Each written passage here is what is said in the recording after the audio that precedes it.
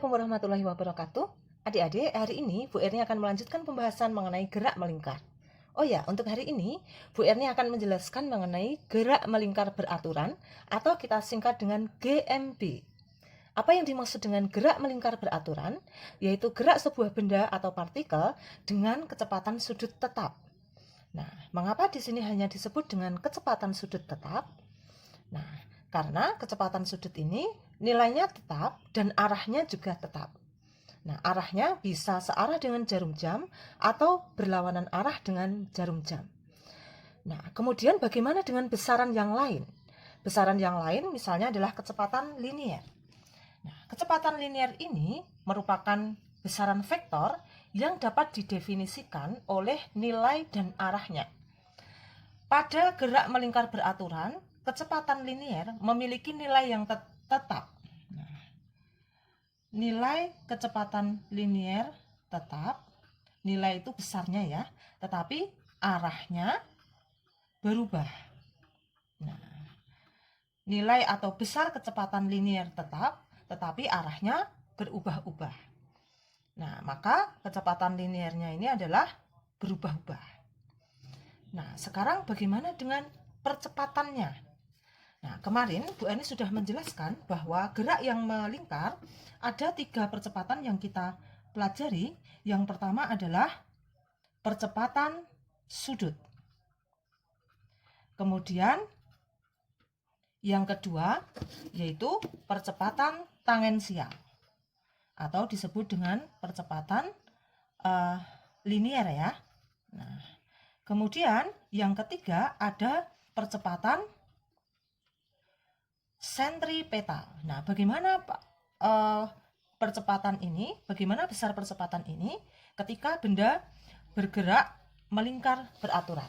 Nah, sebelum Bu Erni lanjutkan, silahkan adik-adik klik tombol subscribe dulu ya. Terima kasih. Adik-adik, pada gerak melingkar beraturan dikatakan bahwa kecepatan sudutnya tetap. Artinya, perubahan kecepatan sudutnya itu sama dengan 0. Nah, sekarang bagaimana dengan percepatan sudut, percepatan tangensial, dan percepatan sentripetal? Percepatan sudut itu diperoleh dari rumus perubahan kecepatan sudut per selang waktu.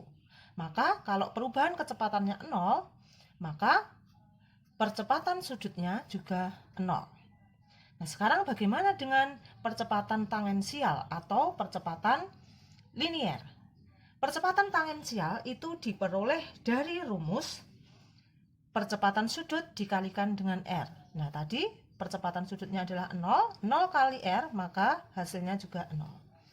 Nah, sekarang bagaimana dengan percepatan sentripetal? Nah, percepatan sentripetal itu merupakan besaran yang diperoleh dari rumus V kuadrat per R.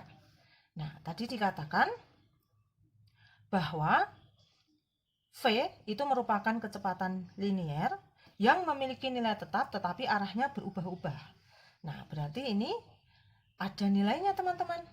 Nah, maka pada gerak melingkar beraturan, percepatan sudutnya 0, percepatan tangensialnya 0, tetapi dia memiliki percepatan sentripetal. Nah, adik-adik, sekarang coba perhatikan contoh soal berikut ini ya. Sebuah partikel mula-mula terletak di titik acuan. Partikel tersebut kemudian bergerak melingkar beraturan dengan kecepatan sudut tetap yaitu 20 radian per sekon pada sebuah lintasan lingkaran yang berjari-jari 5 cm. Tentukan besar kecepatan tangensial, besar percepatan sentripetal, besar perpindahan sudut yang ditempuh partikel setelah bergerak 3 sekon, jarak linier yang ditempuh partikel setelah bergerak selama 3 sekon. Nah, kita tulis dulu apa yang diketahui adik-adik. Yang diketahui adalah besar kecepatan sudut yaitu 20 radian per sekon. Kemudian jari-jarinya di situ kita simbolkan dengan R besar 5 cm. Kita jadikan meter langsung dibagi 100 ya, 0,05 meter. Kemudian sekarang kita akan mencari besar kecepatan tangensial. Nah, ini yang A. Besar kecepatan tangensial disimbolkan dengan V. Kalau sudah diketahui kecepatan sudutnya, ini rumusnya tinggal dikalikan R saja adik-adik. Kecepatan sudut kali R. Gampang sekali kan? 20 kali 0,05 hasilnya adalah 1 meter per sekon. Nah, baik. Sekarang kita ke soal nomor B. Nomor B yang ditanyakan adalah besar percepatan sentripetal atau AS ya singkatannya. Ingat rumusnya apa? V kuadrat per R. V-nya adalah 1 kuadrat, R-nya adalah 0,05. Nah, hasilnya adalah 20 meter per sekon kuadrat. Nah, baik, sekarang soal nomor C. Besar perpindahan sudut selama 3 sekon.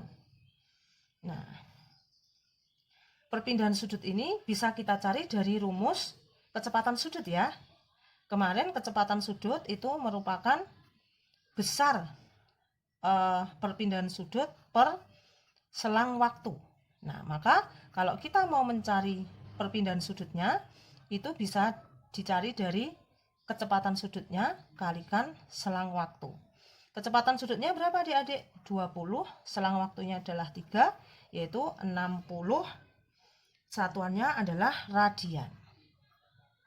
Nah, 60 radian. Nah, sekarang soal D, jarak linier selama 3 sekon. Jarak linier kita simbolkan dengan S. Rumusnya adalah besar perpindahan sudutnya, atau kadang ditulis theta aja enggak apa-apa ya. Kalikan dengannya. Perpindahan sudutnya adalah 60 radian, R-nya yaitu 0,05.